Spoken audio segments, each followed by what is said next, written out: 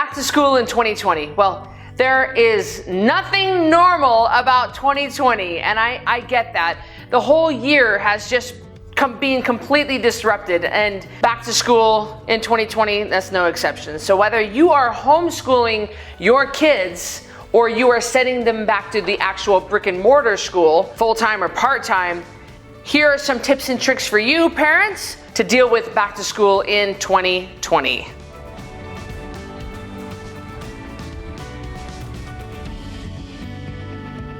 My first tip is routine. Routine. You've got to maintain a routine, whether you are homeschooling or you are going back to a school building. Parents, listen, we've got to get those kids to bed at the same time and up at the same time every day.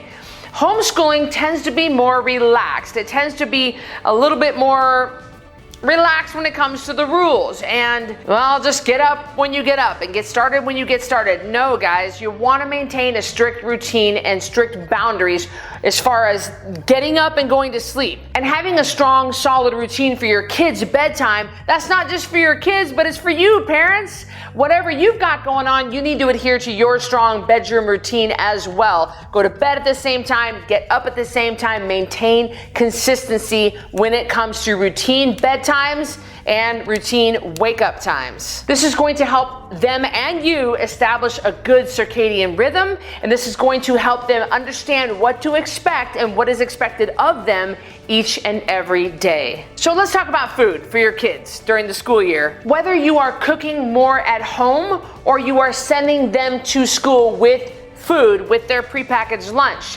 they've got to have healthy food, moms and dads. They need to have good, nutritious food. The last thing your kid needs for cognitive function is junk food, Teddy Grahams and little mini Oreos and Go-Gurts, stuff laden with sugar and chemical processed crap. They don't need it. It is not going to help them perform better with their schoolwork if you are feeding this to them, guys. Moms and dads, don't buy it at the grocery store. Don't bring it home. There are plenty of good options. And I know that you parents are having to cook at home so much more often. And of course, I'm a big fan of that because I would prefer you cook at home, but it gets tiring. I understand. That's why I have a partnership with Outer Aisle Gourmet.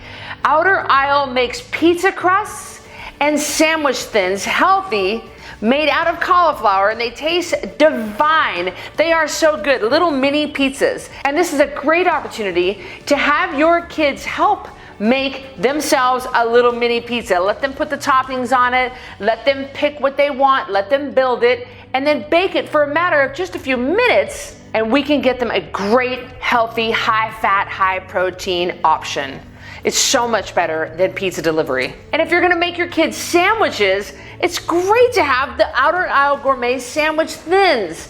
They're so tasty. They come in a great prepackaged pack of 4, and you can make a very good, perfect little child-sized sandwich for your child. Again, I highly encourage you parents, help your child make it, help them pick out the ingredients, and that way they take ownership of their food. This is another great idea for cooking at home. We gotta make it easy for the parents, we gotta make it accessible, we gotta make it to where it's fun and you'll actually do it, and above all else, we have to make it healthy. And just because they might be at home more than they normally would during a normal school year, doesn't mean they need to be in the kitchen the whole time. Moms and dads, the kitchen is closed.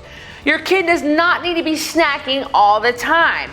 This is the human habit. This is a bad habit that we have formed over the last few decades. We have so much food readily available to us at our fingertips all the time, and we eat out of boredom. And your kid will fall into that habit that you and I have fallen into. We don't want your child coming and seeing me in 10 years because they have a weight problem and they're metabolically unwell. So keep them out of the kitchen. I ask you to adhere to your family meal times.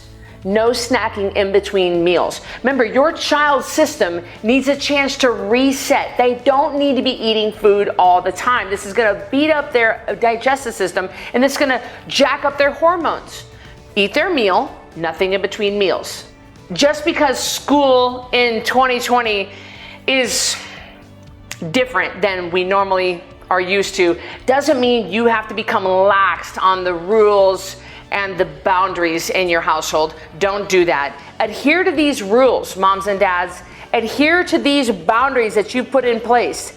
Demand this from your kids. Make sure that they understand what is expected of them, and everybody is going to be happier.